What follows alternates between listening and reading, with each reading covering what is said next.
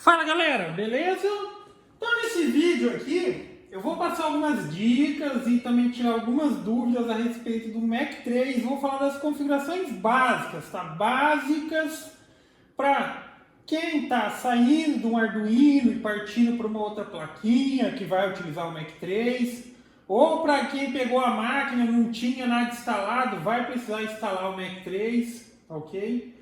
O que eu falar aqui de configuração ou mencionar, pode se tomar por exato para quem for utilizar uma plaquinha semelhante a essa, que é a plaquinha conhecida como a plaquinha Mac 3.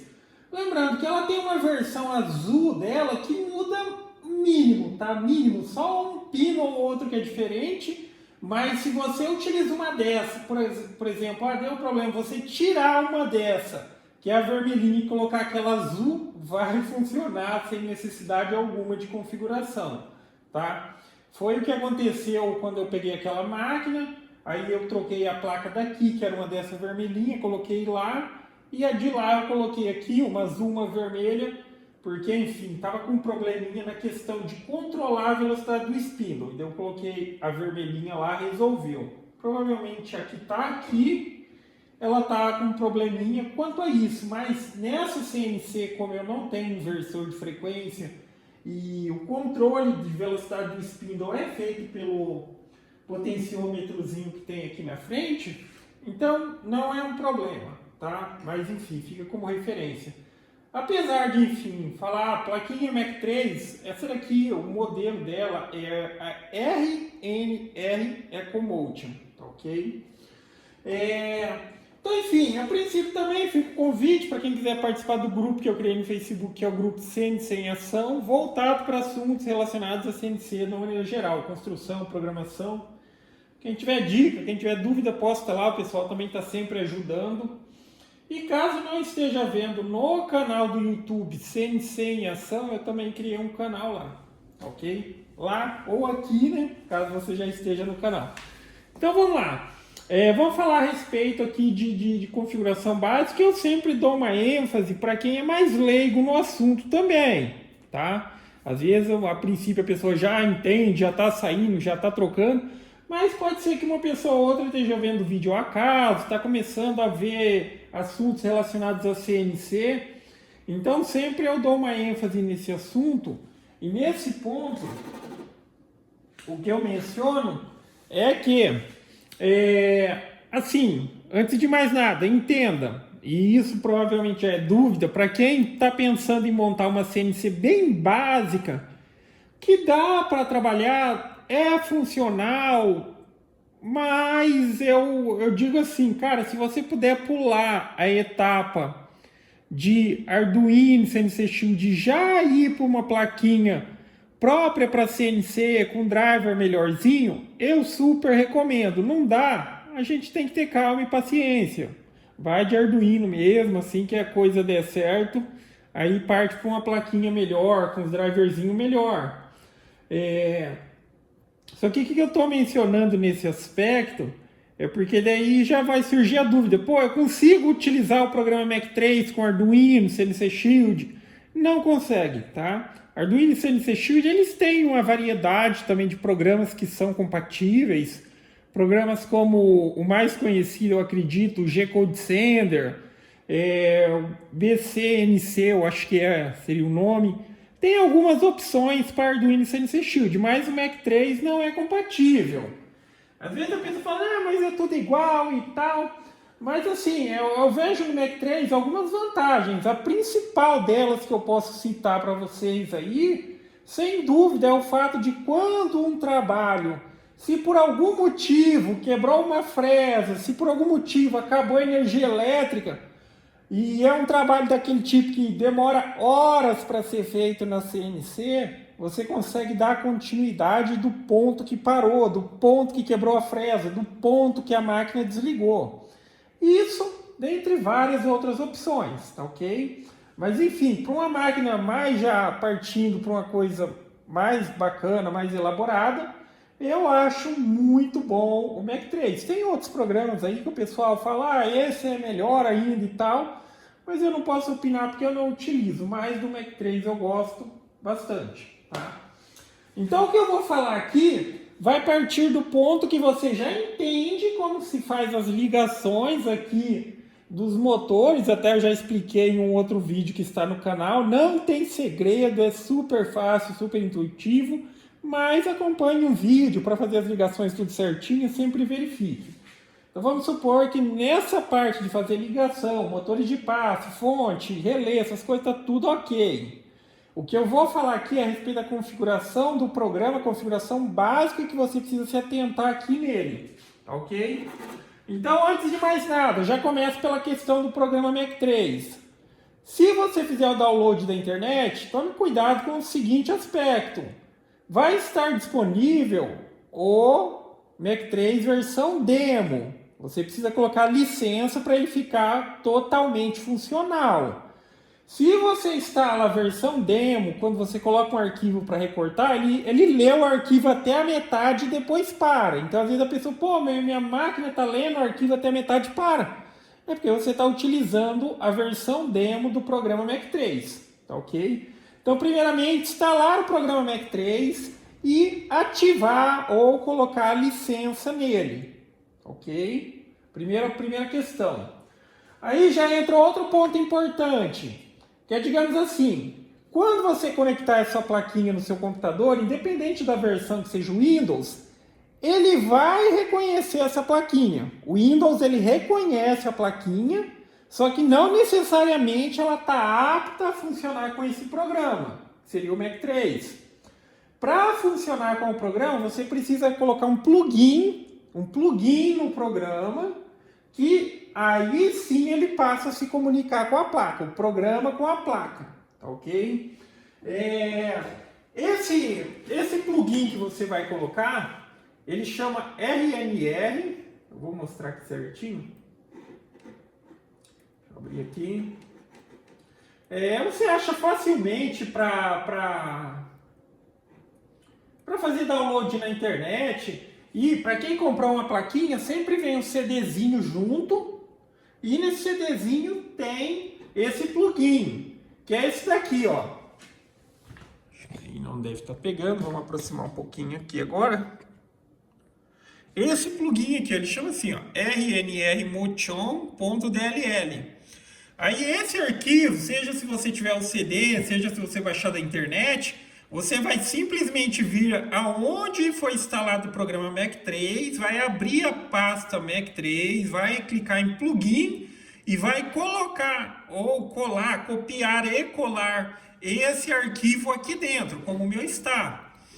Aí quando você abrir o programa pela primeira vez com a plaquinha conectada, daí o programa vai perguntar qual é a porta de comunicação que você quer utilizar para comunicar ali com a sua máquina. E você vai escolher a RNR Ecomotion, ok? Porque, enfim, o Mac3 também ele é compatível e até pouco tempo, até acho que muito tempo já atrás, a maioria das plaquinhas elas não tinha USB, ela utilizava aquela porta paralela grandona, aquele cabo de impressora. Deixa eu pegar uma aqui, que eu tenho no meu ainda. Esse daqui, ó. Esse daqui. Então ele utilizava esse aqui. E aí você opcionalmente lá, quando era esse aqui, você escolhia a porta 1 ou porta 2. Agora quando é USB, daí ele vai, pelo plugin ele vai perguntar. Depois que você escolheu, na mesma caixinha vai ter uma opção assim, ó, não perguntar novamente. Porque senão toda vez que você abrir o programa, ele vai perguntar qual é a placa que você quer escolher, a USB ou a porta paralela. Tá ok? Hoje em dia ainda você encontra as plaquinhas que utilizam esse tipo de cabo, A grande questão é que hoje em dia os computadores mais recentes, eles não vêm com essas portas. Aí, tem um adaptador que converte. Cara, mas esse negócio de ficar convertendo de um para outro, isso e aquilo, acaba influenciando também, perder passo, de dar erro e coisas do tipo, tá? Se é para usar um adaptador, muito melhor utilizar a plaquinha USB, tá? Ah, se eu tenho um computadorzinho mais antigo, ele tem a porta paralela, ok, tá? Ok, aí pega a plaquinha que também tem, vai funcionar normalmente, tá?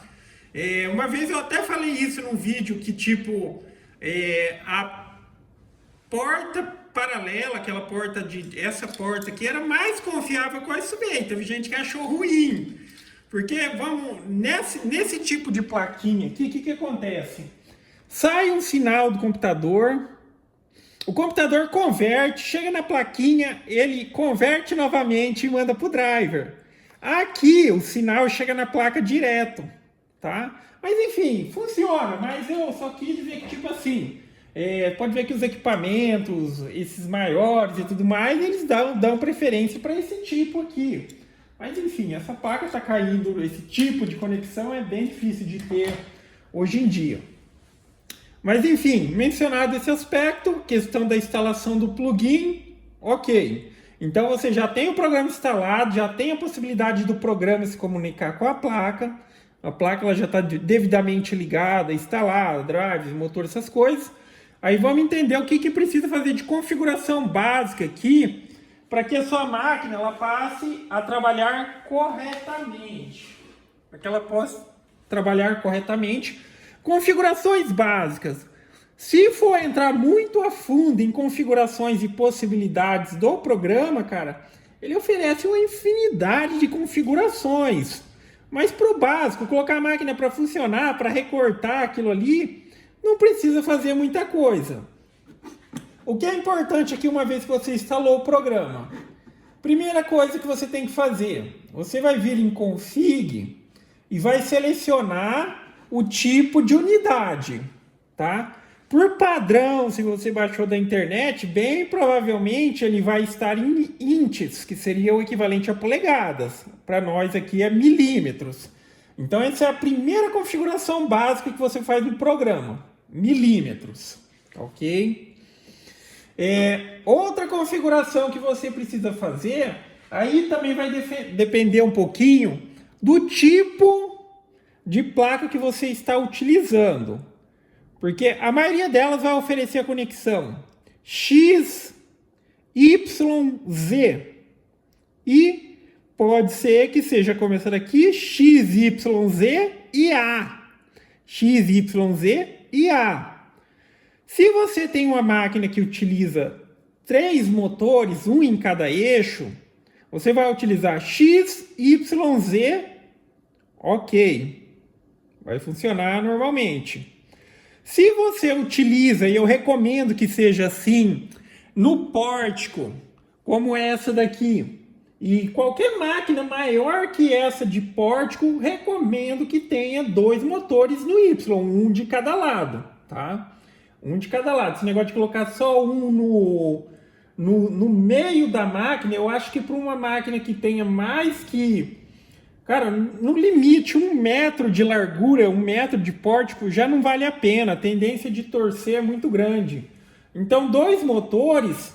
Aí, nessa situação que você utiliza 2 motores no Y, nesse tipo de plaquinha, e já mencionando que não existe nenhum problema se você quiser pegar e ligar dois driver,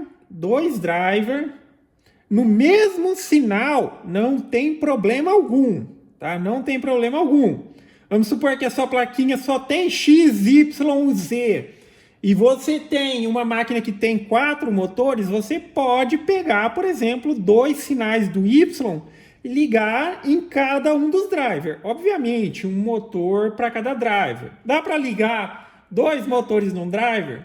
Dá, mas pode sobrecarregar. Tá? A questão do sinal que sai daqui para o driver é irrelevante, aí não tem problema.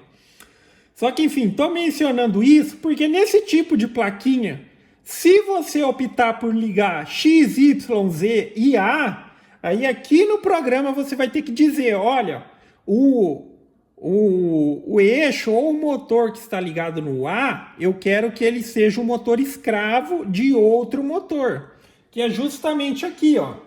A minha máquina aqui, como ela está, de fato, ligado cada um em um deles, X, Y, Z e A, Aí eu entro aqui na configuração, vou vir aqui nessa opção aqui, ó, Slave Axis,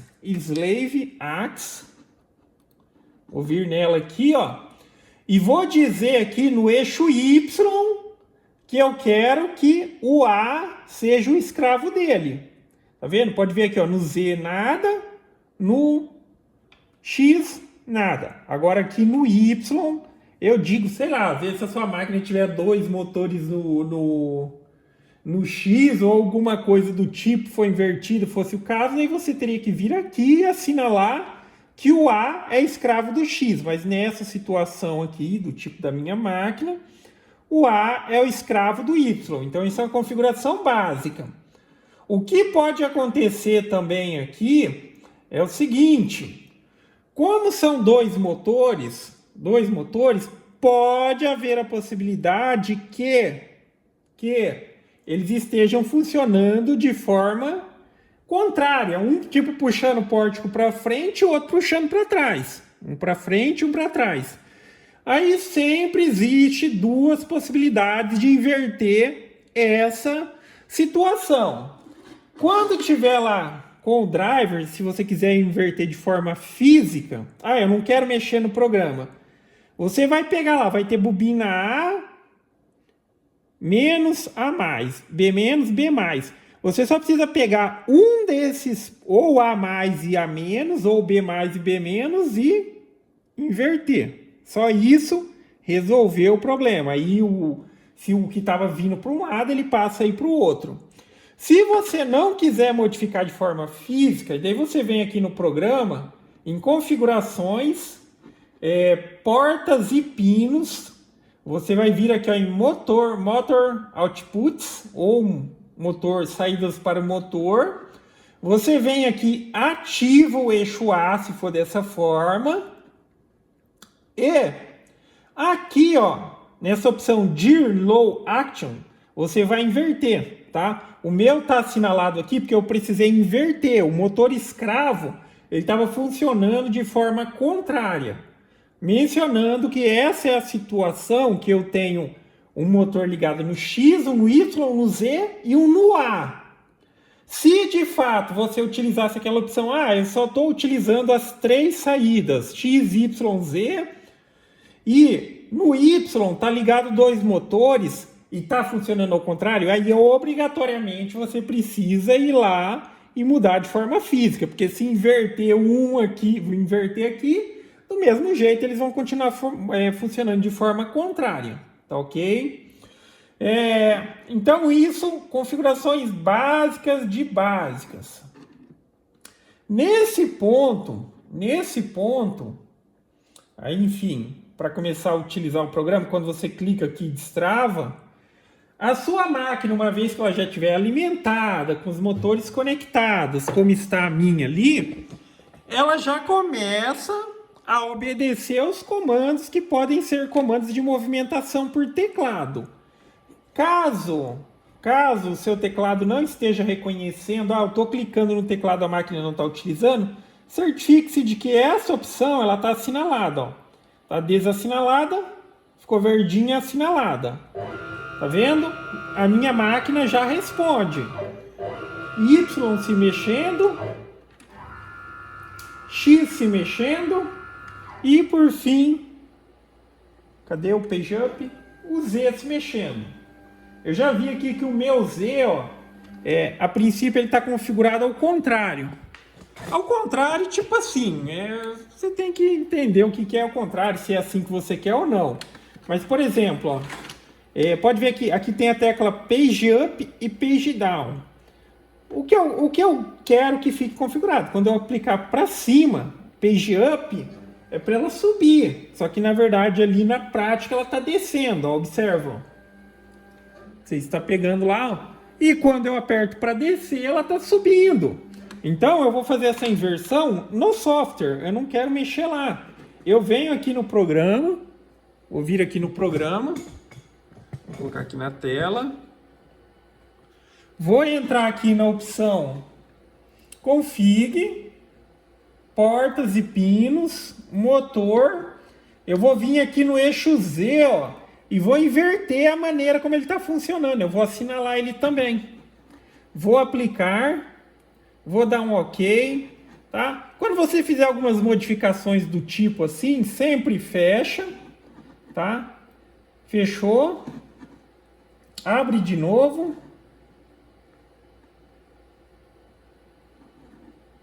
Aí destrava o programa e vamos ver agora, observar lá se está funcionando como eu quero. Eu vou apertar Page Up, agora ele está subindo, Page Down, ele está descendo, tá ok? Então essa é a maneira de inverter por software. Se eu não quisesse mexer no software, eu teria que ir lá no driver e trocar o fiozinho ou da bobina A ou da bobina B, trocar um pelo outro, só inverter a posição que eles estão ligados lá, tá? Então isso, configuração básica. Aí eu já tenho o programa instalado, eu já tenho o programa reconhecendo a placa, eu já tenho os motores se movimentando na direção que eu quero que eles se movimentem, de acordo com o comando do teclado. Ou seja, eu gosto de trabalhar assim, mas isso não é uma regra. Se você achar que é melhor para você de outra maneira, mas eu gosto de... Olhando de frente para minha máquina, eu quero sempre que o zero dela seja aqui, ó, no canto inferior esquerdo. Para quando eu estiver ali de frente com o teclado, seja de frente com o notebook ou que seja que você utilize no seu equipamento, se eu apertar a setinha para cima, eu quero que a máquina vá para lá. Se eu apertar a setinha para a direita, eu quero que ela vá para lá. Para a esquerda, para cá, tá? O que eu estou dizendo que não é regra. Você pode configurar assim para o ponto inicial da sua máquina ser aqui. E para ela trabalhar também sempre daqui para cá, daqui para lá. Se você quiser que ela comece a trabalhar de lá para cá ou de lá para cá, pode. O que você tem que tomar o cuidado é que essa especificação que você faz no seu equipamento aqui, quanto aonde vai ser o ponto de origem, o software que você cria os seus arquivos de desenho, os seus arquivos de corte, eles também têm que estar especificados. Se eu digo, se a minha máquina está configurada para sair daqui para lá, daqui para cá, e no software lá eu digo que ela tem que sair de lá e eu começo a trabalhar daqui, enquanto você trabalhar com recorte simples, não vai ter problema. A questão é que nessa situação, quando você escreve alguma coisa, ele espelha, ele escreve como se fosse ao contrário. Aí que está o problema. Então é só essa questão, tá? Aonde você quer colocar a origem, você que define. Mas, na minha opinião, o inferior esquerdo é melhor, que você põe o teclado de frente aqui, e o que você dá de comando, também já fica outra dica, para quem não viu essa dica ainda, um tecladinho desse sem fio. Isso aqui tem todas as funções do teclado ali, ó. Inclusive esse meio é mouse, e eu consigo controlar a minha máquina por aqui sem ficar preso tanto à máquina. Principalmente máquina que a gente faz o zeramento aqui no zoiômetro, traz a máquina até aqui na beiradinha do material e tal. Um tecladinho que nem esse, ó. Aí ele responde da mesma maneira, ó. Mandando ela vir para cá, mandando ela ir para lá, X para um lado, X para o outro, subir o Z, descer o Z. Deixa eu ver aqui. Aqui tem até a opção de ligar o spindle, mas acho que a fonte está desligada. Deixa eu ver aqui o negócio. A fonte está desligada. A fonte do spindle está desligada, tá? Ou melhor, não está desligado, não, que na verdade ainda eu não configurei.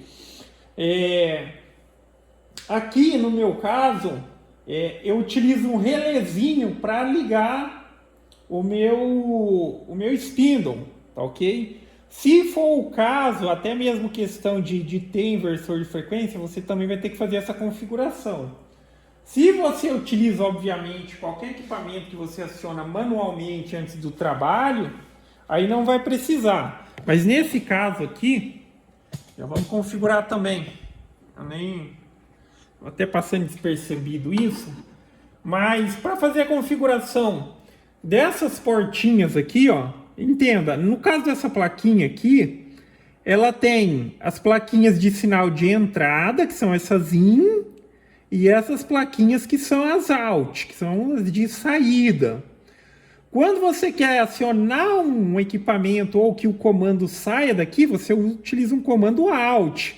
Vai sair um sinal daqui para ligar alguma coisa. Nesse caso, mais especificamente, ele vai ligar o meu relé que permite que o meu spindle seja acionado, já que aquele tipo de spindle ali, que é o spindle, o falso spindle ou spindle chinesinho que a gente conhece aí, ele depende de uma fonte, ele não é ligado diretamente na energia elétrica corrente alternada, ele precisa de uma fonte para converter em corrente contínua.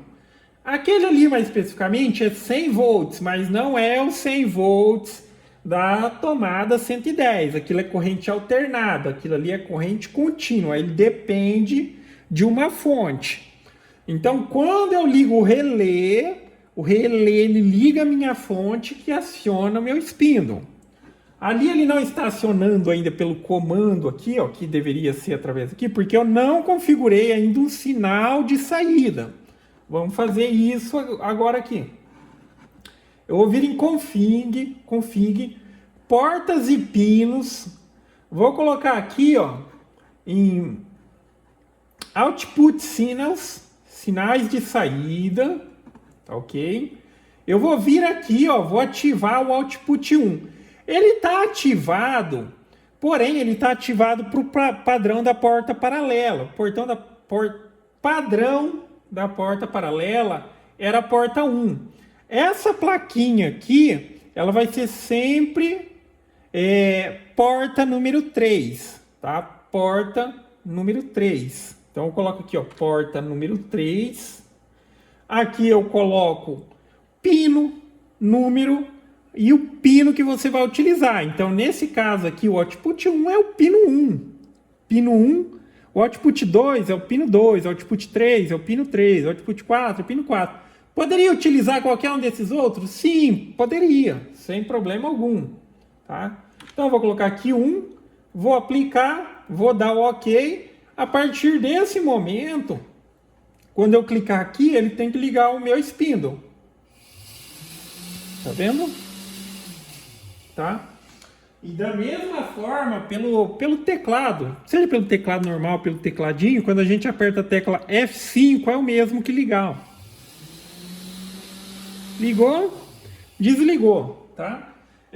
Esse esquema, às vezes a pessoa, nossa, precisa ser um spindle para ligar assim que nem você está fazendo. Não, tá? O sistema que eu fiz, e para quem viu aí, provavelmente, o vídeo ele tá no canal feito de madeira, se você estiver no CNC em ação. Eu mostrei todo o esqueminha elétrico que eu fiz, mas basicamente, deixa eu pegar um para mostrar para vocês aqui. Eu tenho um relé, e o relé recomendado é esse tipo de relé aqui, ó, que é um relé de estado sólido. Então, toda vez que eu dou o comando aqui para ligar, o que acontece? O que a gente acabou de configurar foi um sinal aqui do out. Aí, óbvio, precisa estar ligado em todo o esquema da fonte e tal. O que ele faz? Ele liga esse relé. Aqui desse lado, ele trabalha com corrente contínua. Se eu ligar 3 volts, de 3 a 32 volts corrente contínua, ele liga esse relé. Desse outro lado, funciona como um interruptor. Então, eu poderia, por exemplo, pegar uma tupia normal, uma tupia laminadora, que é muito comum de se utilizar numa CNC caseira, tá? Mais acessível pelo valor e tal, dá conta do recado. A única crítica, ela é bem barulhenta. Mas, enfim, aí eu poderia utilizar uma tupia da seguinte maneira. Aqui, ao invés de tipo, e também não recomendo que corte o cabo da tupia, você faria uma tomada, tá? Uma tomada dessa que você vai ligar lá na sua rede de energia elétrica, seja 110, 220. Uma das fases você vai passar por aqui, ó. Então o relé ele vai funcionar como interruptor. Uma das fases, tá? Uma das fases ela entra aqui e vai sair aqui. Aí aqui você colocaria uma tomada fêmea, para, enfim, aí você liga a sua tupia. mantém ela sempre com o botão na posição de ligada. Quando o programa ou quando ele começa a recortar, ou se você der o comando aqui, liga, ele liga o relé. O relé permite que a corrente elétrica passe por essa fase e vai acionar seu equipamento. Da mesma forma, se você quisesse ligar uma tupi, um aspirador de pó, obviamente respeitando a capacidade do seu relé, esse daqui, por exemplo, é um relé de 10 amperes. Ele dá conta de ligar, sim, uma tupi, um aspirador. Se fosse um aspirador maior, uma bomba de água, um outro equipamento que você quisesse que acionasse junto, aí você tem que, obviamente, adquirir um relé com capacidade de suporte para sua aplicação, tá ok? Então, enfim, aqui eu já tenho as configurações básicas, incluindo essa de acionamento via relé, que talvez, num primeiro momento, pode ser que para quem está construindo uma CNC caseira não venha a utilizar, tá ok? Não é nenhum problema, mas só que daí sempre tem que lembrar, vai começar a trabalhar, liga a tupia. Não quer utilizar o relé, já tem um spindlezinho, vai começar a trabalhar, lembre-se de acionar o equipamento, tá? Então aqui a gente falou de configurações básicas, e aí, enfim, obviamente, a configuração que vai garantir a precisão da sua máquina. Que pelo programa Mac 3, cara, é a coisa mais fácil que existe. Não tem dificuldade. Às vezes a pessoa pega e fala, mas tem que calcular o tanto de dente, tem que calcular isso, tem que calcular aquilo, tem que calcular o tamanho da polia. No Mac 3 não. Inclusive eu até desenvolvi aquela tabelinha que serve para utilizar em qualquer programa. Aqui no Mac 3, eu vou mostrar ali onde vai fazer isso. Simplesmente é o seguinte: você vai colocar lá uma distância, uma suposta distância, que a máquina vai se deslocar. Tipo, eu posso colocar 100 milímetros.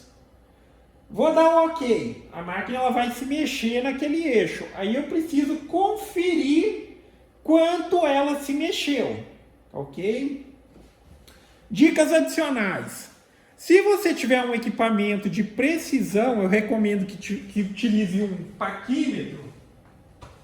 Eu só não sei onde está o meu no momento. Deixa eu ver. Pode ser um analógico, tá? Eu tenho digital, mas acho que o digital tá lá fora, tá? Se você for utilizar, por exemplo, um paquímetro, mesmo que seja esses de 150 milímetros, na hora de fazer a calibragem, a movimentação por uma distância de mais ou menos uns 100 milímetros já vai te dar uma boa referência, tá? Se, eu não tenho, só tenho uma trena, eu tenho uma régua uma régua de inox, que também dá uma boa precisão, mas óbvio que o paquímetro é mais preciso que ela. Aí você precisa, na hora de fazer essa calibragem, que eu vou mostrar aqui, utilizar a maior área possível, tá? Só que só toma o seguinte cuidado. A partir do momento que você já colocou a sua máquina em movimentação, vem aqui, ó, zero, para você ter uma noção até mesmo antes de fazer essa calibragem. Porque assim, por padrão, entenda, aqui já vai ter algumas configurações que vem no programa, nessa opção Motor Tuning. Vamos entrar aqui. Opa! Bem devagarzinho o computador aqui, tá? Nessa opção Motor Tuning aqui, ele já vai ter algumas configurações, ok? Já vai ter algumas configurações. Essa primeira aqui, ela diz quantos passos, já mencionando, não precisa se preocupar com nada nesse momento mas é o cálculo, não, calma. Aqui, ela diz quantos passos ela precisa para que a máquina desloque 1 milímetro, ok? Esse outro campo significa qual é a velocidade máxima que a sua máquina consegue atingir. Isso daqui a gente determina, obviamente, fazendo testes, indo aumentando para ver até onde o motor ele continua forte, já que quando a gente vai trabalhar com uma velocidade muito alta, uma rotação muito alta, o motor vai perder força. Enfim, daí a gente, com base nisso, estabelece como uma margem de segurança um pouco para baixo. Essa aceleração aqui determina o quão rápido o motor acelera. Óbvio que aí também depende dos componentes e tal, mas aqui você pode deixar 100, 200 tranquilamente, tá? Aí tem a curva aqui, ó, ele vai mostrar um gráfico e vai mostrar aqui, com base no que você colocou, quanto tempo ele vai demorar para chegar na velocidade que você determinou. Se eu coloco aqui, ó, por exemplo, eu coloco, por exemplo, aqui 2.000 milímetros de velocidade máxima e coloquei aqui uma aceleração de 200. Daí pelo gráfico percebe que aqui, ó, que mais ou menos quando ele chegar em... Aqui tá dando, acho que aqui deve ser 1,5 segundos mais ou menos. Ele já atingiu a velocidade máxima que eu estabeleci aqui, tá? Aí a questão de testes e testes, aqui é para que se tenha uma noção. Por que eu já estou mencionando aqui? É que por padrão a aceleração aqui está tipo 5. Então na hora que você começar a fazer os testes ali, a máquina vai demorar uma eternidade para acelerar. Você já pode vir aqui e mudar para 100. Os passos aqui, coloca algo em torno de 40, 60, sem preocupação. Eu já vou chegar lá. Aqui utilizando o conceito lógico que você tem ali no seu equipamento. Tipo, por exemplo, o fuso que está ali significa o seguinte: cada volta que aquele fuso dá, aquela volta completa, a minha máquina ela se desloca 5 milímetros. Deu uma volta, a máquina se desloca 5 milímetros. O motor que eu tenho ali é um motor, e a maioria dos motores são assim, um ou outro é diferente. Ele precisa de 200 passos para dar uma volta, tá? Então, na hora de colocar aqui, porque por padrão, quando eu entrei a primeira vez que eu instalei aqui, acho que estava 2.000 passos por milímetro. Tá? A ideia da máquina estava doida. Se você coloca um tanto de passo dela, ela até trava sozinho. Então, coloca aqui 40, 50, 60. Calma que nós já vamos chegar na calibragem. Isso daqui é só para, tipo, dependendo da configuração que tiver aqui, às vezes a gente vai fazer a calibragem, vai colocar lá 100 milímetros para ele andar 100 milímetros, ela vai andar uma distância muito grande, porque ela está descalibrada. Então deixa aqui 40, 50, 60, porque na hora que a gente fizer a calibragem com base no resultado que a gente dizer para a máquina, ela vai mudar sozinha aqui. A princípio eu estou dizendo 40, mas vamos ver na prática o que é. Então aqui, ó, vamos deixar esses 40, eu coloquei 40 em todos eles, tanto X, Y, Z, tá? O A por padrão, ele já pega as informações do eixo Y, já que eu disse que ele é escravo, então pode ver que por padrão, como eu não mexi, ó, tá 2.000. Se eu tento mexer qualquer motor com um passo, uma quantidade de passo dessa, trava na hora, tá? Trava na hora. Tá, então aqui um básico, a informação básica que precisa ser levado em conta. Quase que caiu no chão, a gente é rápido. Vamos colocar aqui de novo. Aí para fazer a configuração, você vai vir aqui, ó, nessa opção, aqui, ó, Settings, aqui já no programa, e você vai vir aqui, ó, em Set Step per Units, ok? Caso você tenha achado uma versão traduzida, vai estar alguma coisa tipo passos por milímetros. Aqui eu vou selecionar qual dos eixos eu quero calibrar. X, Y, Z. Vamos fazer do X, ok? Agora a primeira pergunta que o programa faz ali, deixa eu aproximar agora. A primeira pergunta que o programa faz é por que distância a gente vai tentar fazer essa aferição. Aí eu posso colocar ali baseando naquela dica que eu dei. Se você vai utilizar um instrumento de menor precisão, você precisa fazer a calibragem para uma área maior, tá? Para uma área maior. Ah, minha máquina ela vai ter uma área de 80 por 80? Tá ok. Depois da gente fazer uma configuração básica só para tipo meio que ajustar, aí a gente faz uma configuração que seja por 70 milímetros. 70 centímetros, tá ok? Mas nessa questão até de tipo não ter risco de num primeiro momento por ela estar descalibrada e você mandar ela andar um pouquinho, andar demais, então a gente vai se basear ali numa medida pequena primeiro. No caso de paquímetro, 100 milímetros é mais do que o suficiente para você ter uma boa precisão nesse ajuste de calibragem. Para treina e tudo mais, régua, essas coisas, de 20 centímetros ou 200 milímetros a 300 milímetros. Então vamos preparar a máquina para a gente fazer uma calibragem. Deixa eu ver se aqui ela desloca. Deixa eu só voltar aqui. Então, como eu sei que a minha máquina ela sempre anda de lá para cá, eu vou colocar ela naquele canto.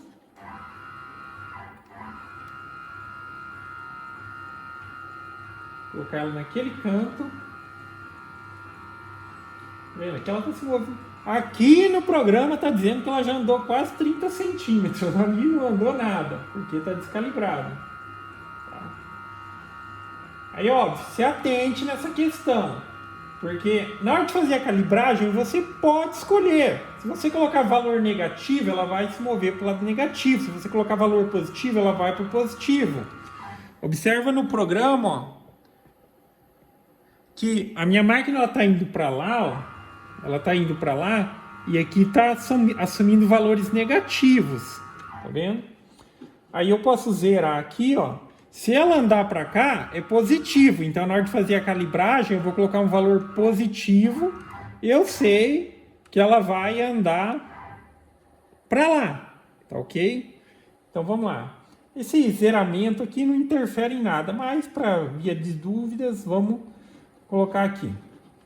Vamos voltar agora em Settings, Set Step per Units, escolhe o eixo que a gente vai calibrar, vou dar um OK.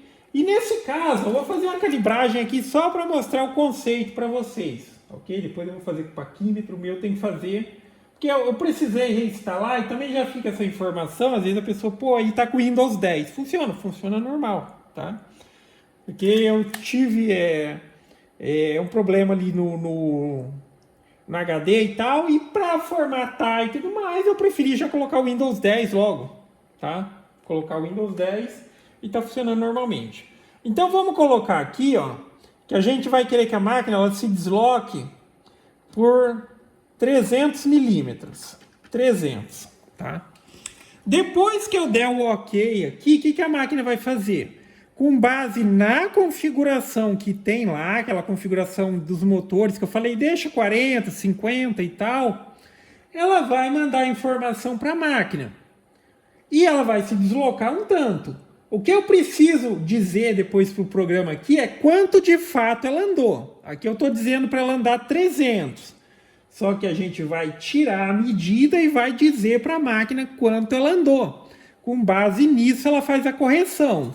Aqui eu vou medir pela diferença. Como assim pela diferença? Eu vou medir aqui, ó, aí óbvio, tá?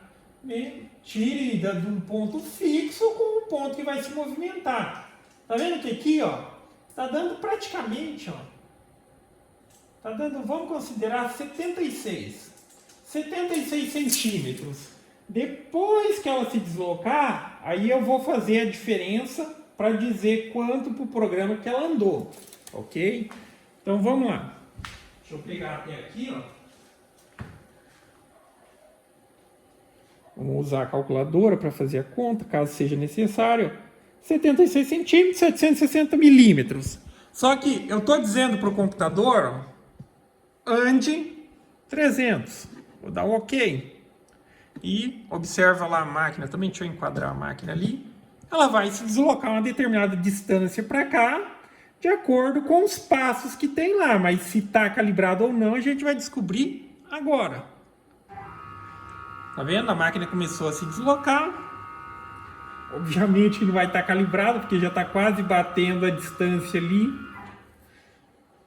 Tá? Agora, ele está perguntando quanto que ele andou. Agora eu preciso saber qual foi a distância que ele se deslocou ali. Vamos tirar a medida de novo. Antes a gente tinha 760 milímetros. E agora temos 68 com mais... Eu acho que está dando ponto 4. 684. Então, 760 menos 684. A máquina ela se deslocou 76 milímetros. Ela deveria ter deslocado 300, mas ela só deslocou 76 milímetros. Aí eu venho aqui no programa e vou colocar essa informação, que é o que ele está perguntando. Quanto ela se deslocou? Ela se deslocou 76. Deveria ser 300, mas se deslocou 76. Ok?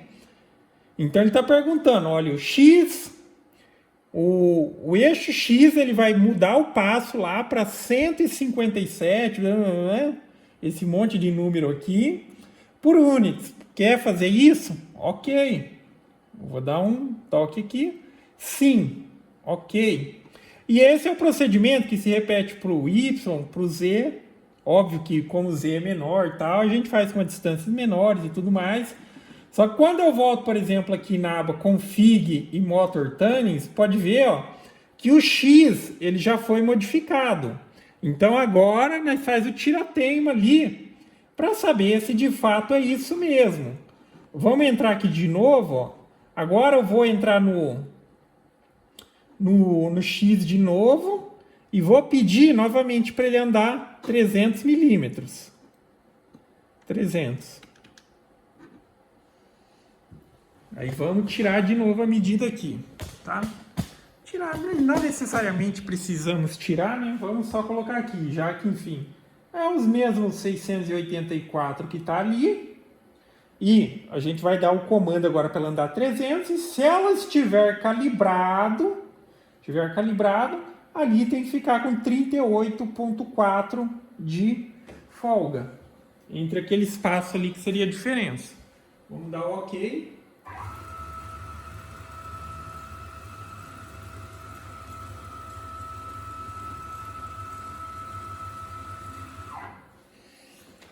E por fim, ó, 386, tá? Então, nesse momento, eu observo aqui que deu uma pequena diferencinha. Aí eu já faço uma nova calibragem. Até que, enfim, aquela primeira já era para ser uma calibragem, mas pode apresentar variaçãozinha. Faz umas 2 ou 3 vezes, já deve estar perfeito. Então, se eu faço 684 menos 386 menos 386, ela andou 298, cara. Deveria andar dos 300 e andou 298. Isso é um erro de 1%, mas vamos melhorar um pouquinho isso. Então pode ver aqui, se eu coloco agora aqui, ó, era para andar 300, mas ela só andou 298, ela vai corrigir um pouquinho ainda mais o passo. Lembra que estava 157 ponto alguma coisa? Ela já mudou para 158 ponto tal. Aí você dá um OK. Ok. Agora vamos, para que também fique de exemplo, é possível fazer a aferição da calibragem de forma negativa. Então, enfim, ali a gente já sabe a medida que tem ali. São os 386. Quando você quiser calibrar ela para não ficar mexe para lá, volta para cá, e você já pode fazer daqui para lá também. Aí vem aqui, ó, seleciona o eixo e na hora de inserir o valor, agora eu vou colocar menos, coloco o sinalzinho de menos aqui no teclado. Parece que isso aqui não está funcionando, então vamos utilizar aqui. Tá, agora foi. Menos 300. Tá? Isso daqui só significa que ela vai andar para esse lado na hora de fazer a calibragem. Quando é positivo, ela anda para cá, no caso da minha máquina, como ela está configurada. Quando é negativo, ela vai andar para lá. Então eu tenho 386 ali. Se ela tiver calibradinha, quando chegar lá no final, ela vai ter que dar 686. Ok? Ela está indo para lá agora.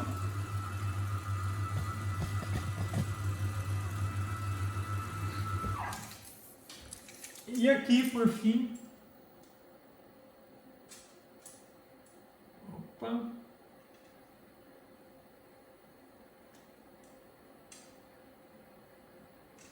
680, cara, 685,5. Eu não vou mexer mais nisso, tá? 685,5, perfeito, tá? Vou fazer aqui, ó, menos 685,5, tá? Ela andou menos 299,5. Isso é um erro de 0,5%. Significa que a cada metro, ela vai dar uma diferença de 0,5 milímetro, tá? Enfim, aí ficou a referência, porque o que eu queria mostrar também é que não necessariamente você precisa de um instrumento de precisão para fazer uma boa calibragem. Só que para fazer uma boa calibragem com um instrumento que tem uma baixa precisão de medida, você precisa trabalhar com áreas maiores. Mas sim, comece fazendo pequenas áreas para ele já dar aquela ajustada para não ter risco de você mandar ela andar e andar excessivamente. Nessa situação em que, tipo, eu mandei, lembra aquela primeira configuração, olha, anda 300, ela andou 7 centímetros, ela estava para menos. Mas pela configuração do programa, que estava tipo 2.000 passos, a padrão, quando você instalou sem nenhuma, se tivesse com aquela configuração, ao invés de andar menos do que ela andou, eu ia, tipo, se eu tivesse mandado ela andar 30 centímetros, ela ia andar praticamente uns 3 metros, ou seja, ela já ia esbarrar no pórtico ali, tá? Enfim, o procedimento que foi feito aqui, daí tem que ser feito no Y, no Y e também no Z. Aí cada um tem, sabe, a distância aí do curso, faz com medidas pequenas, 5, depois vai ajustando. Na hora que já estiver próximo do ajuste, aí você pega uma distância maior para aproveitar todo o percurso. Mas para quem tem paquímetro, só colocar ele aqui, ó. Tira a medida, coloca lá, ó, lembrando que no meu caso aqui, negativo para cima, positivo para baixo. Se o seu for ao contrário, aí tem que fazer, inserir os valores corretamente ali, mas começa sempre trabalhando com pequenas distâncias. Na hora que tiver já coerência primeiro, aí você utiliza todo o comprimento para chegar a uma boa precisão, tá ok? Que assim, um paquímetro, ele divide 1 milímetro em 10 partes, tá? Uma trena, ele divide em milímetros. Tem umas trenas que tem até um meio milímetro, mas enfim, para ter a mesma precisão que eu tenho em 10 centímetros de paquímetro, eu preciso de 1 metro de trena. É a mesma precisão, tá? Só preciso de uma área maior, ok? Cara, mas o que eu falei aqui são configurações básicas para você já colocar o equipamento para funcionar, tá ok?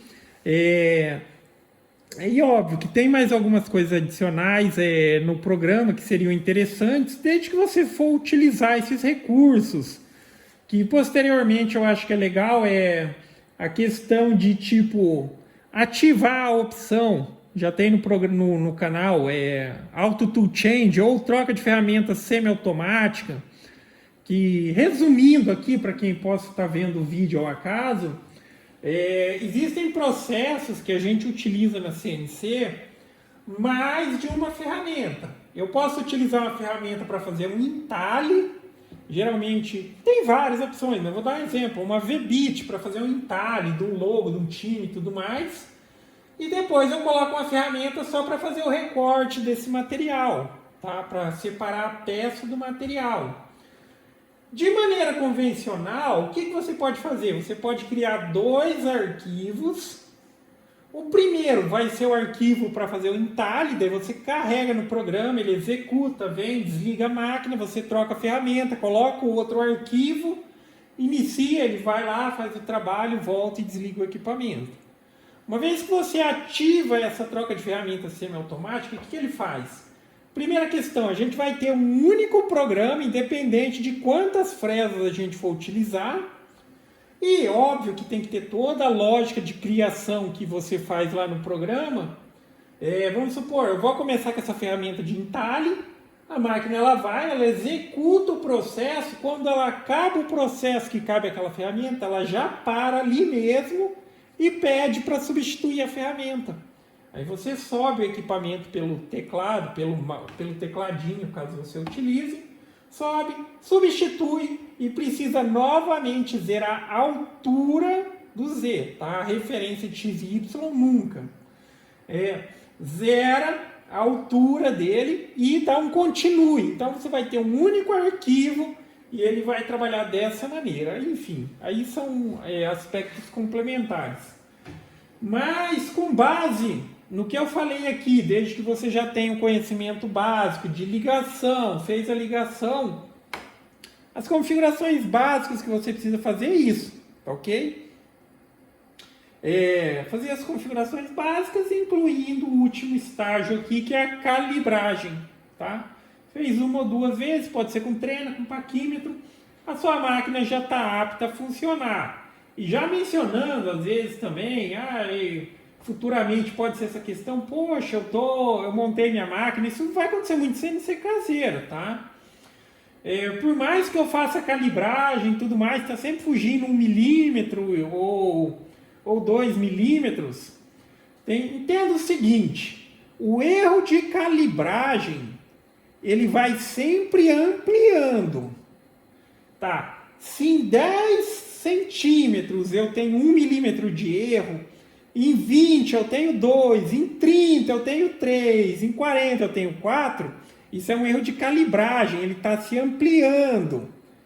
Se em 10 centímetros eu tenho 1 milímetro de erro, se em 20 centímetros eu tenho 1 milímetro de erro, 30 centímetros, 1 milímetro de erro, isso é um erro de folga, tá? Folga na estrutura, folga no spindle. Pode ser o próprio eixo do spindle, já aconteceu na outra maquininha pequenininha ali, tá com uma folguinha de 1 milímetro e eu percebi que era folga aqui no rolamentinho desse spindle chinês, que digamos assim, cara, tem quem não goste, diga que é frágil, mas é questão de tipo adequação, tá? Isso é um spindle para trabalhar com fresas de no máximo ali 3 milímetros, 4 milímetros uma vez ou outra.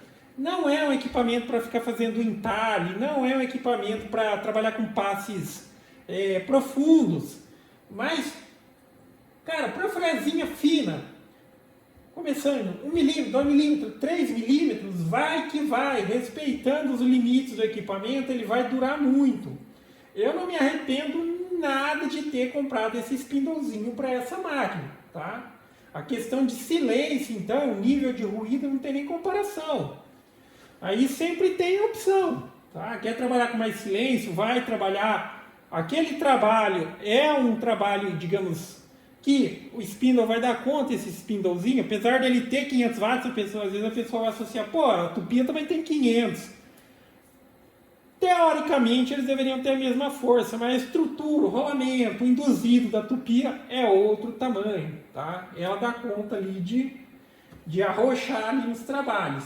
Mas esse spindlezinho, dependendo da sua aplicação, cara, vale muito a pena, tá? Principalmente para quem quer trabalhar tranquilamente, não tem necessidade de trabalhar próximo do equipamento com um protetor auditivo, que com tupia é obrigatório, senão no fim do dia a sua orelha vai ficar zunindo que nem tivesse uma abelha dentro. Mas para um serviço adequado, sem exageros, cara, vai durar e vai durar muito. Eu tenho esse, eu tenho aquele ali, tá ok? Lembrando que esse tipo de spindle, ele precisa da fontezinha, tá ok? Aí também já mencionando, dá para controlar a velocidade dele? Cara, esse exatamente como eu tenho, que ele vem com o potenciômetro, tem que fazer uma gambiarra muito grande para controlar pelo programa a velocidade, tá? Uma gambiarra muito grande. Eu não recomendo pelo risco de, tipo, às vezes danificar a placa e coisas do tipo. Mas, se você quiser, existe sim a fonte própria para ele que reconhece o controle PWM da plaquinha. Que tipo a plaquinha ela vai mandar o sinal e ele vai ajustar, tá? Que funciona praticamente como um inversor de frequência. O inversor de frequência, sim, ele já tem a possibilidade de você ligar, de você desligar, de você alterar a rotação do spindle, caso seja o caso, através do sinal da plaquinha também. E, obviamente, controlar a velocidade que já vem ali dentro do arquivo de corte. Agora, outra questão também a respeito de tipo, que velocidade trabalhar com esses spindles aqui chinês? Cara, como eles atingem 12.000, eu sempre trabalho com eles com 12.000, tá? Vai bem com qualquer tipo de corte de madeira. E sempre quando a gente fala de redução de velocidade, significa que ele vai ficar mais fraco também, tá? E assim, esquece, tá? Tem um potenciômetro aqui, ele talvez só seja útil na aplicação de fazer uma gravação muito superficial, não tem necessidade de trabalhar nos 12.000, talvez uma velocidade mais reduzida não vai ter problema algum. Mas para a maioria dos trabalhos em madeira, o spindle no limite do que eles suportam, que vão até os 12.000, esses de 500 watts. Mais uma diquinha a respeito de spindle. Existe desse daqui de 800, cara. Mas, sinceramente, o de 800 ele deve dar um pau a pau ali com a tupia laminadora, tá? No termo de tipo usar uma fresa mais grossa e tudo mais. Mas eu sei que tipo às vezes falo, pô, você tá falando de comprar, não é barato. Mas se for para partir e tudo mais para uma coisa melhorzinha, cara, pega um spindle, vou dizer ali, o verdadeiro. Não importa qual seja a marca aí, tem bastante marca no mercado, mas aquele que já é um prateadinho, que já tem um rolamento maior. Isso aqui é aqueles rolamentinhos 608, tá? Rolamentinho 608. É a questão de adequação. A crítica que o pessoal faz muito isso é que eles querem pegar um spindle que nem esse daqui, pequenininho, e arrochar. Não dura, gente. É questão de fazer adequação. Mas para corte, com passada de 3, passe de 3 milímetros, 4 milímetros, se você reduz o diâmetro da fresa, você consegue aumentar um pouquinho a passada também, que não vai ter problema, tá? Diâmetro mais grosso da fresa, reduz a passada. Diâmetro mais fino da fresa, pode aumentar a passada, tá? Questão de adequação. Mas enfim, eu já fugi bastante do assunto, a ideia era passar uma referência a respeito de configuração básica do Mac 3 aqui, para todas essas questões, para quem está mudando para uma plaquinha que vai suportar o Mac 3, para quem pegou uma máquina que não tem configuração nenhuma e já está vendo ali só pela movimentação básica que, tipo, ela está andando mais do que deveria, porque daí você tem que só observar aqui também. independente de configuração, quando você está no programa aqui, ó, independente de você, quando você está aqui, quando você desloca, ele está dando uma informação aqui que é milímetros também, já dá para você ter uma noção, só pela movimentação sem fazer calibragem, se ela está calibrada ou não. Aqui às vezes o erro é grosseiro. E um dos erros mais comuns, que tipo não tem nem a ver, às vezes a pessoa vai calibrar e não vai dar certo, é aquela primeira questão que eu mencionei. Lembre-se, vou mencionar de novo. Essa Select Native Units, tá? Isso daqui tem que estar em milímetro pra gente. Em polegada, 1 milímetro é 1 milímetro, polegada é 25 milímetros. Então pode ser que, enfim, essa máquina está andando exageradamente, você manda andar 10 centímetros e ela está andando mais de metro, aí a questão é essa questão de polegada e milímetro, tá ok? Então, enfim, galera, o vídeo já ficou um pouquinho longo, mas eu tentei passar aí algumas referências, principalmente aí para quem está começando aí, para quem tem pouca informação. E, novamente, lembre-se, tá? Como aqui eu comecei da etapa da plaquinha já instalada e tudo mais, aqui está mais num termo no âmbito de configuração. Se está começando do zero, aí veja que aí no canal também tem como configurar a plaquinha. Não tem segredo, é super simples, ok? Então basicamente é isso, galera. Então gostou do vídeo? Dá um joinha, inscreve no canal que em breve estarei postando mais vídeos. Falou!